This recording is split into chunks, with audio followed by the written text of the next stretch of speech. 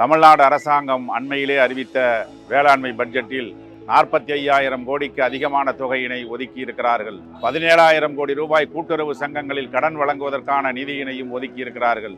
கரும்பு விவசாயிகள் பிரச்சனையை தமிழ்நாடு அரசாங்கத்தினுடைய கவனத்திற்கு நாங்கள் கொண்டு வந்து டன் ஒன்றுக்கு 349 ரூபாய் ஊக்கத்தொகை வழங்குவதற்கான நிதி 300 கோடி ரூபாயையும் ஒதுக்கி இருக்கிறார்கள் என்பது விவசாயிகளை மகிழ்ச்சி அடைய செய்திருக்கிறது.